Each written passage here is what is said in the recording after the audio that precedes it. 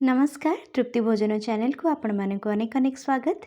आज आम बनइबा सुजी परोटा जोटा आपण माने केबे खाई नथिबे। एई परोटा खाया पई जेतिकी टेस्टी बनाया पई भी सेतिकी ही सहज। एई परोटा एकदम नरम मध्य।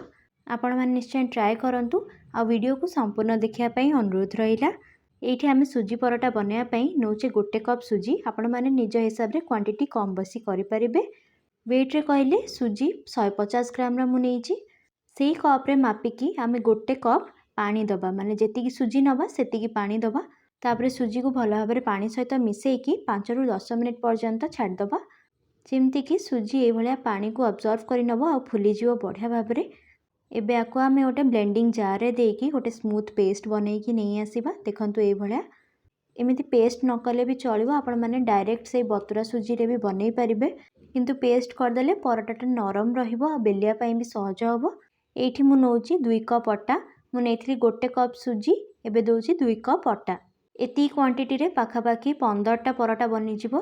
ता सहित एठी मु देली गोटे छोटो चामच चिली पाउडर, 2 चामच कसूरी मेथी, आधा छोटो चामच जुआणी आउ आधा छोटो चामच कला जीरा। ए सब मसला को स्किप करके आपण माने सादा परोटा भी बनै परिबे, सेतरे भी बहुत टेस्टी लागिबो। आ एठी परोटा नरम हबा पई मु देइची 2 चामच तेल। आपण माने या जगह रे घियो मध्य देई परिबे। तापरे ए सब जिंस को आमे भल भाबरे मिसेई नबा। दर्शक बंधु जदि आपण माने मो चैनल को सब्सक्राइब करिनांती प्लीज करिनियंतु। फेसबुक पेज देखुथिले फॉलो करंतु। एठी भल भाबरे गोळे की मिसेई सारला परे अट्टाटा सुखिला अछि तो सेति पई आमे अल्प अल्प पानी दबा। ए अट्टा चकटिबा पई मोर आउ आधा कप रु कम पानी लागिछि।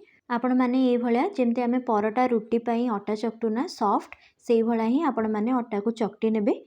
आ पाखापाखी 10 रु 15 मिनिट पर्यंत छाड़ देबे सेट हबा पई। आपण माने जेतेले मसला पकेबे सेतरे स्वाद अनुसार लूण भी पके नेबे। सेतिकी बेले मोर कैमरा ऑफ हो जाइतला सेति वीडियो रे आसी पारि नाही। एठी मु आपण माननकु 15 मिनिट परे देखौची। देखंतु केते नरम अटा हेछि। याको आपण माने आ गोटे मिनिट पाखापाखी चकटी नेबे हल्का आ तार गुळा बनेकी रखि नेबे। एबे चलंतु परोटा बेलिबा आरंभ करिबा। आपण याको जे कोनोसी शेप रे बेली पारिबे, गोल, ट्रायंगुलर किंबा स्क्वायर शेप रे। मु आज स्क्वायर शेप रे परोटा बनौची तो आपण माननकु ता ट्रिक कहिबी। प्रथमे आपण माने गोल करिकी जेमते हम रुटी बनौ सेई भलिया आपण माने बनै दियंतु।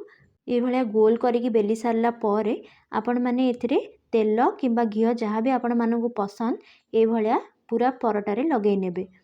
तापरे ए भलिया अधारु आपण माने फोल्ड करिवे। आ एपट साइड रे भी अल्प घियो किंबा तेल जहाँ भी आपनको पसंद लगे नेबे। याकू भी आमे अधारु फोल्ड करनबा। हल्का टिके प्रेस कर देबे कॉर्नर रो जा द्वारा परोटा छाड़ीबनी। तापरे स्क्वायर शेप रे एपट सेपट करिके आपण माने बेली नेबे। आपण माने या जगह रे जे कोनोसी शेप आपनको पसंद सेमती बनै परिबे।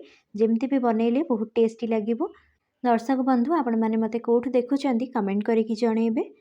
तापरे आपण माने तावा को मीडियम हीट कर नैथिबे आ मीडियम फ्लेम रे ही आपण माने परोटा को सेकिबा आरंभ करिवे।